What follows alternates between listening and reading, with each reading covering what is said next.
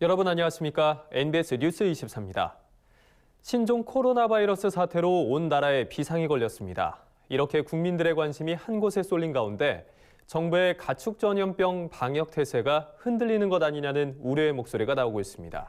네, 민통선 안팎의 야생 멧돼지에서 아프리카 돼지열병 바이러스가 잇따라 검출되고 중국과 유럽 등지에서 조류 인플루엔자 발생이 급증하고 있어서인데요. 가축 전염병 차단 방역의 고삐를 더욱 단단히 죄어야 한다는 지적이 나옵니다. 김인경 기자가 보도합니다. 전 국민의 관심이 신종 코로나 바이러스 감염증에 쏠린 가운데 가축 전염병 방역에 구멍이 뚫릴 수 있다는 우려가 커지고 있습니다. 특히 올해 들어 중국과 유럽 등지에서 조류 인플루엔자 AI가 잇따라 발생하면서 국내에도 AI 발생 위험성이 높아지고 있습니다. 중국 농업부는 이달 초 중국 후난성의 양계 농가에 AI가 발생해 18,000마리의 닭을 살처분했다고 밝혔습니다. 세계동물보건기구 OIE에 따르면 지난달에는 폴란드, 슬로바키아 등 유럽 7개국에서도 고병원성 AI 29건이 발생한 바 있습니다. 게다가 올해 국내에 날아온 철새는 1월 기준 163만 마리로 지난해 같은 기간보다 11% 증가했습니다. 전문가들은 우리나라 역시 안심할 수 없는 엄중한 상황이라며 가금농가 생석회 도포 등 선제적인 차단 방역에 만전을 기해야 한다고 강조했습니다. 아프리카 돼지열병 ASF 역시 양돈 농가들의 불안감이 쉽사리 가라앉지 않고 있습니다. ASF는 지난해 10월 9일 이후 현재까지 양돈 농가에서 발생한 사례는 없지만 민통선 안팎의 야생 멧돼지 폐사체에서 ASF 바이러스가 잇따라 검출되고 있어서입니다. 국립환경과학원은 국내에서 ASF가 첫 발생한 지난해 9월부터 2월 6일까지 경기 파주 연천, 강원 화천 철원 등 접경 지역의 야생 멧돼지 폐사체에서 ASF 바이러스가 총 169건 확진됐다고 밝혔습니다. 최근에 그 접경 지역을 중심으로 민통선 주변 지역에서 파주에서 화천까지 계속 멧돼지에서 아프리카 돼지열병이 발생을 하고 있습니다. 현재 발생 상황은 총 169건이 발생을 했고 최근 1월 이후에 급격하게 좀 많이 폐사체가 발견이 되고 있는 상황입니다. 이 민통선을 출입하는 주민들이나 농민들, 특히 축산인들의 경우에도 발생 지역을 출입하실 때는 반드시 소독 조치를 아주 강하게 해주셔야 되고 이에 따라 정부가 가축 전염병 방역 태세를 더욱 끌어올려야 한다는 지적이 나옵니다. 신종 코로나 바이러스 감염증의 사람 간 전파에만 관심이 집중되는 상황에서 자칫하다 ASF가 다시 발생하거나 AI가 발생할 경우 축산업계에 엄청난 타격을 줄 수 있기 때문입니다. 농림축산식품부는 오는 14일까지 7개 팀으로 구성된 중앙점검반이 접경 지역 시군 ASF 방역 추진 상황, 양돈 농장 방역 시설 등 ASF 현장 점검에 나설 계획이라고 밝혔습니다. 농식품부는 또 AI 발생 위험을 줄이기 위해 접경 지역, 철새 도래지 인근 도로 등의 차량 이동 제한을 실시한다면서 농가의 기본 방역 수칙을 철저히 지켜달라고 당부했습니다. 가금농가에서는 농가 진출입로와 축사 주변의 생석회 도포, 축사별 진입할 때 장화를 갈아 신고 또한 울타리나 그물망 그런 방역 시설을 매일 정비하고 이런 긴장을 끈히 놓치지 않고 기본적인 방역 수칙을 준수하는 게 무엇보다도 중요합니다. 전문가들은 최근 갑작스럽게 한파가 찾아온 만큼 AI 바이러스의 활동성이 강해질 수 있다면서 이럴 때일수록 방역의 고삐를 더욱 단단히 죄어야 한다고 당부했습니다. NBS 뉴스 김인경입니다. 앞으로는 중국 방문과 관계없이 의사가 신종 코로나 바이러스 감염증을 의심할 경우 의심 환자로 분류돼 진단 검사를 받을 수 있게 됩니다. 또 신종 코로나 의심 환자의 기준이 되는 지역을 중국 후베이성에서 중국 전역으로 확대합니다. 신종 코로나 사태가 확산되고 국민 불안이 커지자 정부가 새롭게 내놓은 대책입니다. 남수지 기자가 보도합니다.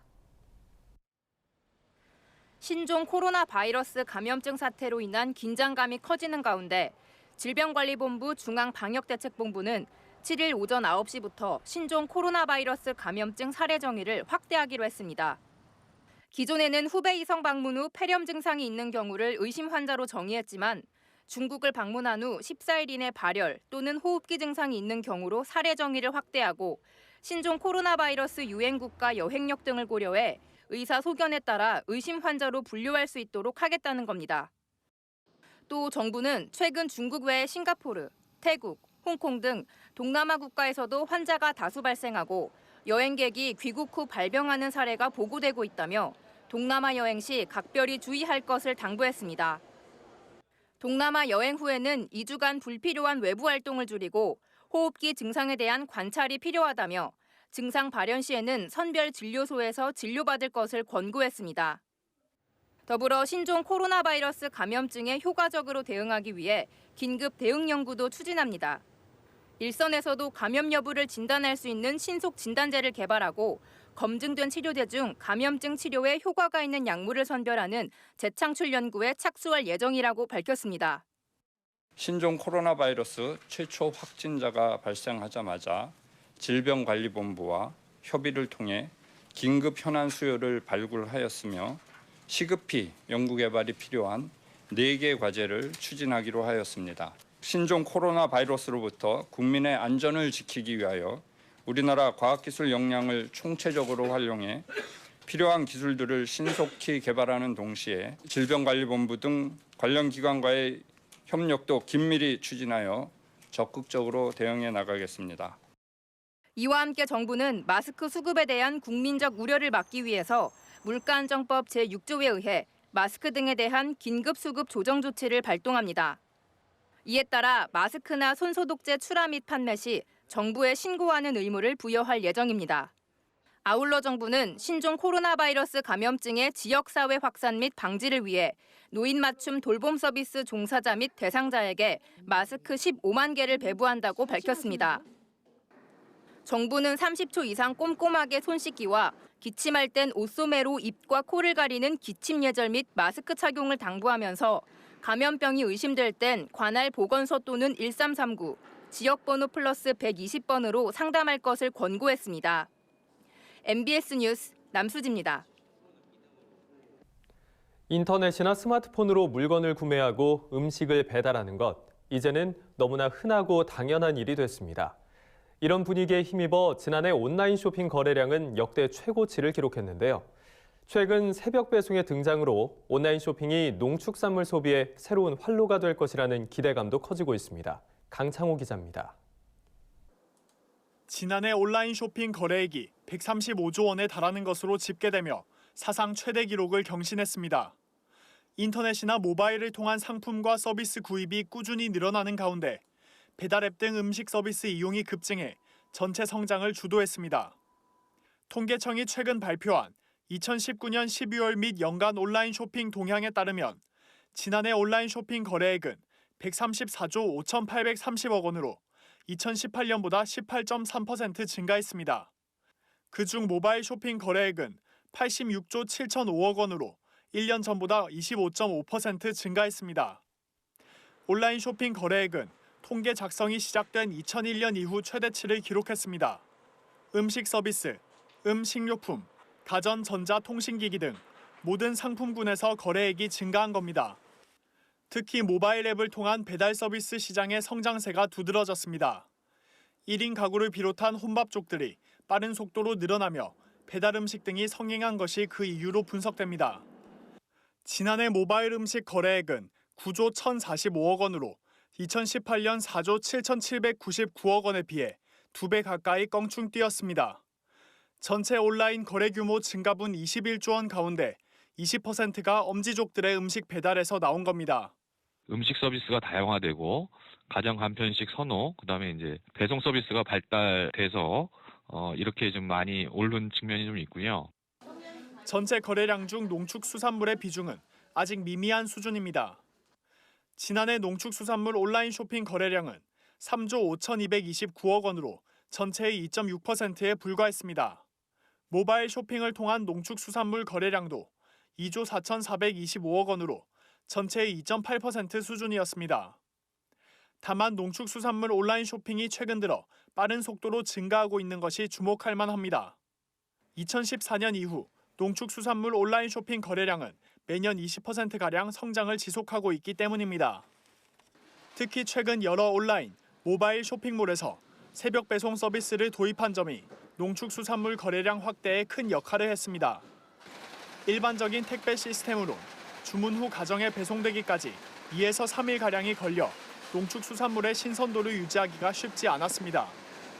하지만 새벽 배송이 활성화되면서 당일 배송이 가능해지며 농축수산물의 온라인 쇼핑 수요가 빠른 속도로 늘어나고 있는 겁니다. 과거에는 농산물이라는 걸 온라인 쪽에서 기피하고 그랬지만 지금은 온라인 쪽으로 새벽 배송도 늘어나고 있고 그러면서 온라인 쪽에 농식품 쪽 거래가 많이 늘어날 거예요. 우리나라에서 이미 대세로 자리 잡은 온라인 쇼핑 시장. 농축산물 소비를 위한 새로운 활로가 될 것이란 농업계의 기대감도 커지고 있습니다. MBS 뉴스 강창호입니다. 그동안 문화생활의 사각지대였던 농촌 지역 주민들의 문화예술 행사 관람률이 꾸준히 높아지고 있는 것으로 조사됐습니다. 대도시와의 격차가 점차 완화되고 있는 건데요. 도시에 비해 문화예술 행사 접근성이 떨어지는 농촌 지역에 정부가 지속적으로 지원을 확대한 게 효과를 거둔 것으로 보입니다. 보도에 이유리 기자입니다. 농촌이 많이 분포된 읍면 지역 주민들의 문화예술 행사 관람률이 꾸준히 증가하고 있는 것으로 나타났습니다. 문화체육관광부의 국민문화예술활동조사에 따르면 2019년 읍면 지역 문화예술 관람률은 2016년 대비 5.7%포인트 상승한 71.4%로 조사됐습니다. 특히 대도시와 농촌 읍면 지역의 문화예술 관람률 격차가 완화되는 추세를 보여 주목됩니다. 2016년 15.5%에서 2019년 12.7%로 2.8%포인트 감소했습니다. 이처럼 읍면 지역의 문화예술 행사 관람률이 증가하고 대도시와의 격차가 줄어든 것은 정부가 소외계층과 소외지역을 대상으로 지원 사업을 꾸준히 시행해온 결과로 해석됩니다.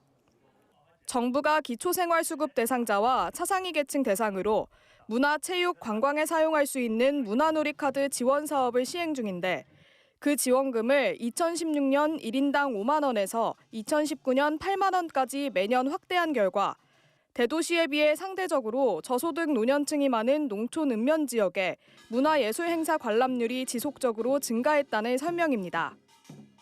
또 대도시에 비해 상대적으로 문화예술 공연의 접근성이 떨어지는 소외계층 시설이나 지역에 문화예술단체가 직접 찾아가 공연할 수 있도록 지원하는 사업이 대폭 확대돼 지역 간 문화 격차 해소로 이어졌다는 분석입니다. 읍면 지역이 노년층이랑 저소득층이 많으세요. 비율상으로 그분들이 직접적으로 문화놀이카드 금액이 올라가는 거에 혜택을 받으신 분들이고 신나는 예술 여행도 읍면 단위는 좀 집중해서 많이 돌아다녔어요. 그거를 하다 보면 경로당에서 누임들 모여서 한다든지 복지시설을 간다든지 이런 사업이기 때문에 예술을 좀 접하는 빈도가 늘었다고 저희가 판단을 하고 있고요. 하지만 여전히 대도시는 물론 중소도시에 비해서도 농촌 읍면 지역의 문화생활 격차가 큰 만큼 지속적인 관심과 투자 지원이 필요하다고 전문가들은 조언합니다. 이에 정부는 통합 문화 이용권 금액을 지속적으로 인상하고 문화예술조합과 같은 민간단체들이 읍면 지역으로 직접 찾아가는 문화예술 프로그램을 계속 늘려갈 방침이라고 밝혔습니다. MBS 뉴스 이유리입니다. 다음은 간추리 뉴스입니다. 식품의약품안전처가 지난해 새롭게 마련된 잔류 허용 기준을 포함해 농약 총 507종을 정리한 2020년 농약 잔류 허용 기준을 책자로 제작 배포합니다. 이번에 발간된 책자는 농약명으로 확인하면 해당 농약의 잔류 허용 기준이 설정된 모든 농산물을 볼 수 있고 농산물명으로 확인하면 해당 식품에 설정된 모든 농약 잔류 허용 기준을 볼 수 있도록 구성됐습니다. 또한 수출국과 수입자도 농산물을 한국으로 수출입할 때 활용할 수 있도록 농약명, 식품명을 국문과 영문으로 표기했습니다.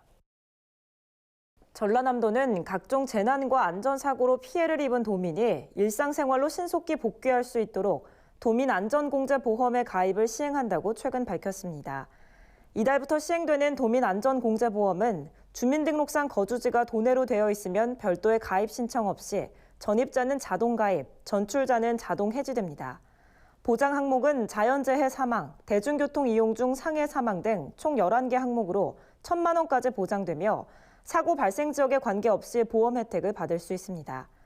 단 만 15세 미만의 도민은 상해 항목에 한해 보장받을 수 있습니다. 제주도는 지금까지 행정시에서 지원해왔던 농산물 수출 물류비를 올해부터 도에서 통합 지원한다고 최근 밝혔습니다. 수출 물류비 지원 사업은 한국농수산식품유통공사가 업무를 대행하게 되며 도는 수출 지원 시스템을 통해 업무를 처리함으로써 사업의 효율성을 높여나갈 계획입니다. 도 관계자는 예산 집행의 효율성을 높여 보다 많은 수출 기업과 농가들이 혜택을 받을 수 있게 됐다며 도내 수출 기업 및 생산 농가들이 자생력을 갖출 수 있도록 지원을 아끼지 않겠다고 밝혔습니다. 강원도는 올해 농산물 유통원예 4개 분야에 1,420억 원을 투입해 농가 소득을 증대해 나가겠다고 최근 밝혔습니다. 이를 위해 도는 농산물 선진 유통 시스템 구축과 강원 농산물 신뢰 확보, 고소득 전략 장목 육성, 로컬푸드 활성화 및 공공급식 확대 등 4개 분야 역점 시책을 적극 추진할 계획입니다. 분야별 예산은 농산물 선진 유통 시스템 구축 17개 사업에 185억 원, 고소득 전략 장목 육성 26개 사업에 344억 원 등입니다. 도 관계자는 농가 소득 증대를 위해 고품질 원예 농산물의 안정적인 생산과 공급에 최선을 다하겠다고 밝혔습니다.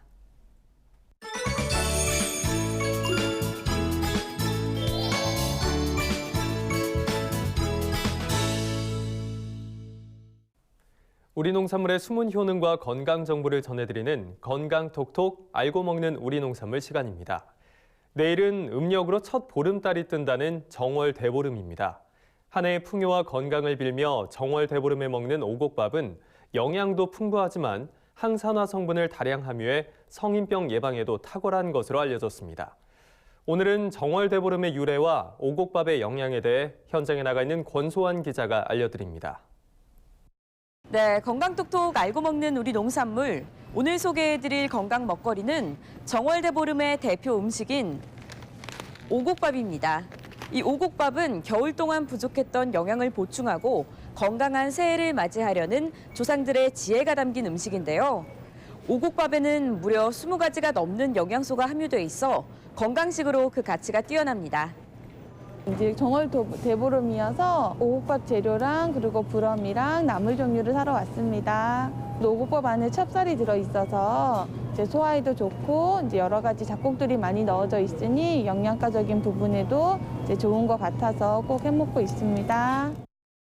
정월 대보름에 오곡밥을 먹는 풍속은 신라시대 소지왕 때부터 시작됐습니다.